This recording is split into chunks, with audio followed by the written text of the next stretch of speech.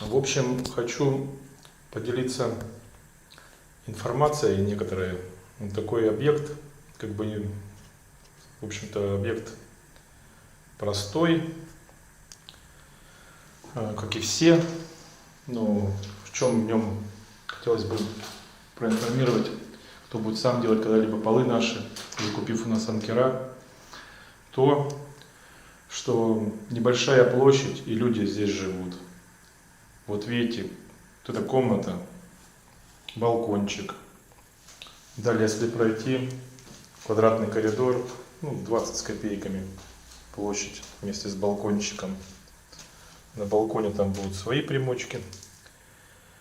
Вот. Огромные перепады. И нужно это сделать за 2 дня. Первый день делаются полы. Люди вот сняли накануне полы старые.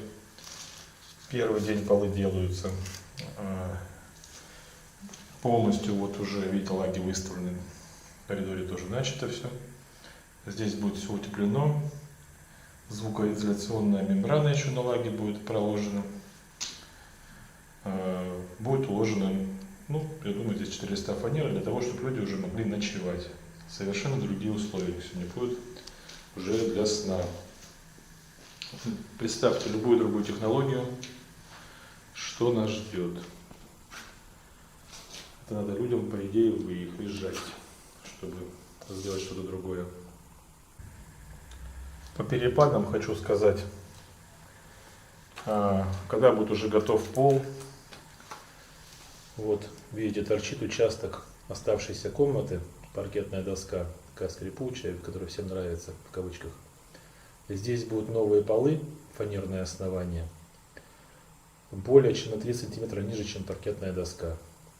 Представляете, у людей будут потолки выше. Но не тут-то было. Они, знаете, не будут выше. Здесь они и будут выше, где вход в эту комнату. А вот здесь все по-другому. Потому что здесь изначально был перепад у людей более 5 сантиметров наклон. И вот сейчас, если посмотреть, насколько перепад существует. Вот здесь где-то под лагой у нас сантиметров 6, в том углу сантиметров 12, где-то так, под лагой 11-12. Далее, чтобы сделать балкон, он должен быть потеплее, также с возможностью какой-то шумоизоляции. У балкона перепад, наклон вот в левую сторону туда, где-то 5 сантиметров, плюс-минус миллиметры. В начале балкончика здесь будет использована лага из фанеры. Высота пола в этом месте не будет превышать 4 сантиметров, фанерное основание. А там далее где-то уже 95 миллиметров по моим расчетам. То есть такой наклон. Вот. Шумоизоляция здесь будет прокладываться вот на балконе. Где-то 1 слой, где-то 2 влезет. В этой комнате, вот эта часть предбалконная, 3 ряда теплошумоизоляции толщиной 50 миллиметров каждый ряд. Здесь где-то тоже, я думаю, что пройдет даже 3. 3, думаю, может. Там в углу 2. То есть старайтесь поплотнее. Есть возможность запихать, засовывайте туда все. Будет отлично. Причем лучше использовать 50-ки. Не то, что там 100 миллиметров, чтобы меньше резать, а не лениться, 50 плюс 50. Оно получше утепляет, шумоизолирует.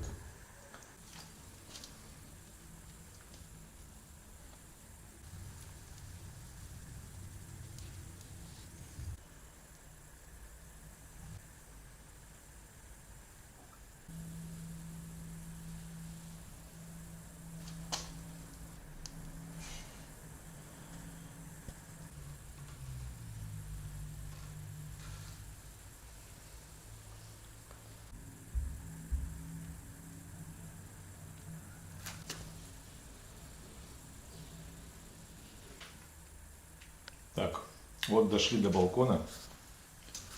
Показываю, что на балконе. Пришлось первые 4 лаги, коротыши, ставим на 3 ампера. делать из 18-миллиметровой фанеры отлично. Нет смысла ни 21, там, ни 24, ни еще какой-нибудь полметровой толщины. Под рукой 18 квадратная, из нее пили мы делаем. А далее пошли лаги обычные, 40 на 60. Учитывая перепад, и он у нас под 40 лагой, расстояние почти 3 сантиметра. Теперь переходим в коридор. Тут тоже. А здесь под первой лагой, которая из фанеры 18-миллиметровой толщины, даже не получилось поставить регулировочную гайку. То есть прямо на гайку, даже шайбу не положил. Сразу же придавил на нее фанеру. Это вот тот крайний правый крепеж в первой лаге от стены. Вот такие вот жуткие перепады по квартире. То есть спасало каждый миллиметр высоты потолков. Ну и чтобы было все адекватно по геометрии. То есть, еще раз, неважно какое бетонное основание, волнами, с наклоном, кривое, полы должны быть абсолютно ровные. По уровню вся погрешность общая по всей квартире, не более 2 мм, это общая, не на 2 метра, а именно по всей квартире. Это позволяет сделать правильное использование лазерного уровня. Чуть-чуть подумать, и у каждого получится. Наклон от этой двери до балкона, по моим расчетам, у старых полов был порядка 6 сантиметров. И как-то люди жили. Поэтому что мы удивляемся, когда какие-то мастера, в кавычках, делают людям за новые деньги, с новым материалом полы, с перепадом в 1,5 сантиметра по квартире. Я потом удивляю клиентов, ничего мы тут нагородили. А клиент даже не замечает, человек. Он не разбирается, когда здесь 6 сантиметров перепад от этого до туда. И то людям было все равно. Вот так вот. Ну, вот. Скоро будет завершение. То есть второй день. И все эти сложности решены. Можно жить, ставить мебель, спать. Клиенту, заказчику, прежде чем укладывать ламинат, сделать ту комнату. И когда эта комната будет готова, ламинат уложить одним ковром, начиная от той двери и потом, уходя, идем в разные стороны, влево-вправо, одним ковром без порогов на регулируемых полах. Это можно делать и нужно. На бетонных основаниях, сухих стяжках не рекомендуется, потому что его может порвать ламинат. Дисклимат под полом и сверху над ламинатом одинаковый, его никогда не порвет. Ну, конечно, зазорчики стандартные соблюдаем, там до 10 мм, и все, и в путь. Так что, кто послушал это видео, прислушался, ну реально у тебя, чувак, будут хорошие полы, потому что ты внимательный слушатель. Подумал, потом спросил, какие-то глупые вопросы или умные, неважно. И все получится. Ну вот дальше утепление, закрываем фанерой. Люди дальше занимаются стенами. Потом покрытием напольным. А потом уже устанавливаются двери на ламинат межкомнатные.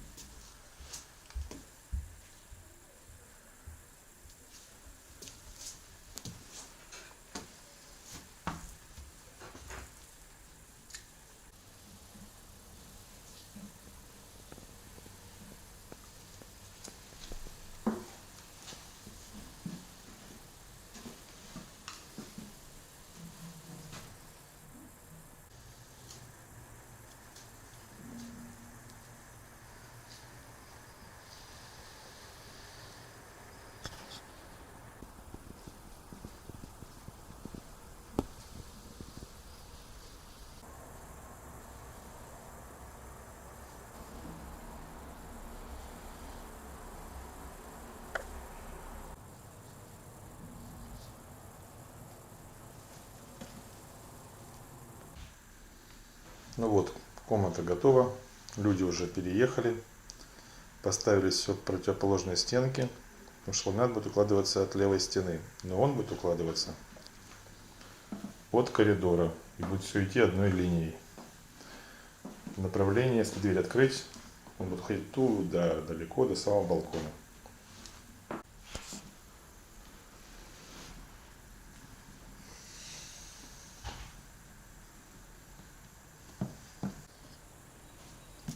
Вот идет укладка ламината полным ходом. Вот от двери начата укладка. Геометрия стен, конечно, никакая. Всегда перед укладкой ламината нужно этому уделять внимание, чтобы визуально направление ламината было приятно глазу.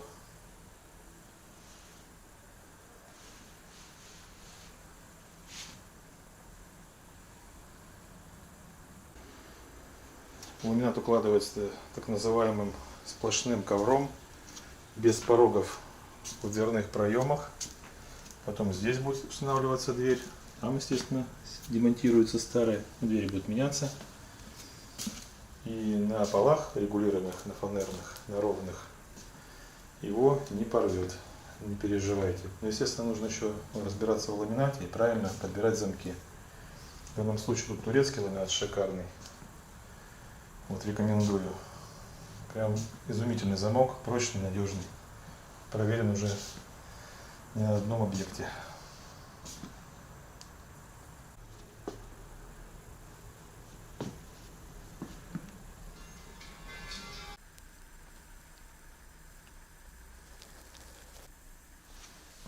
Так, это процесс укладки ламината.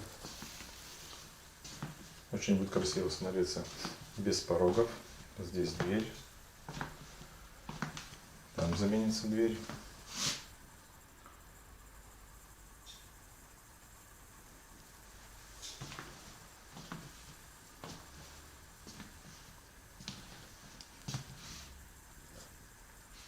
Получается как паркет монолитом таким по всей квартире.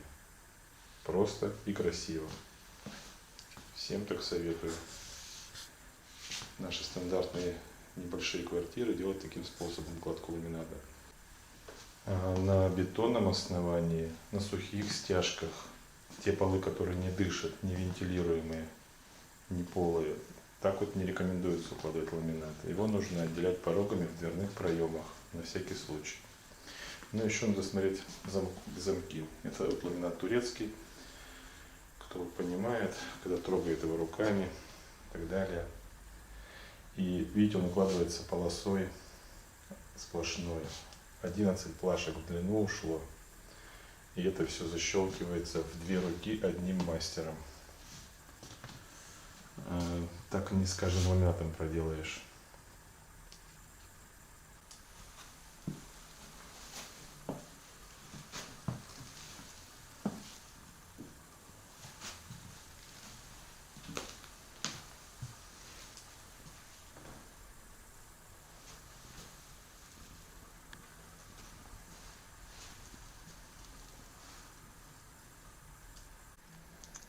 Ну вот результат. Ламинат уложен. Люди жили в квартире. Двигалась мебель туда-сюда, все пожитки. В итоге все это позади. Осталось плинтус, монтаж дверей, вернее, потом плинтус.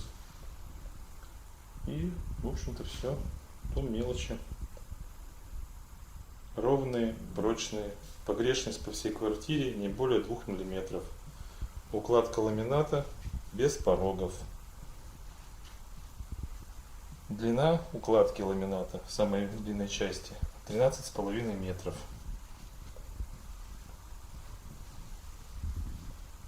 Можно не переживать, ламинат не порвет, замки не выпрыгнут, гарантированно.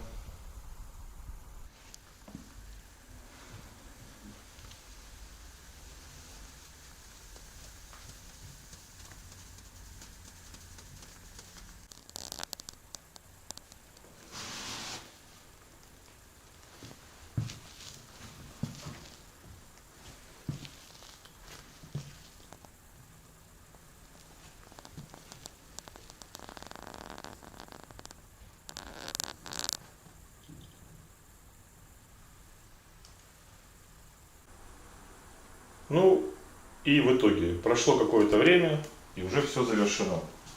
Стоит плинтус. Установлены двери. Все делалось в свою очередь. Двери установили сразу после укладки ламината, ну вернее после наклейки обоев. А потом уже, когда стояли двери, уже установили плинтус. Видите, получается красиво.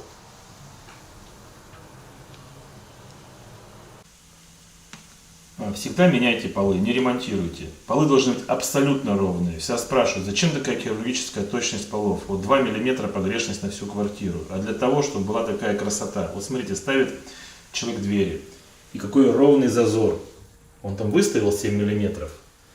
И так оно и есть. По всей линии открывания двери. Вот эти 7 мм, они и будут. Сейчас покажем. Ну разве этого не стоит? Конечно, это все очень красиво и правильно. А иначе где-то сантиметр вам сделать, где-то 2 сантиметра зазор, для того, чтобы дверь просто открывалась, потому что полы бывают с наклоном.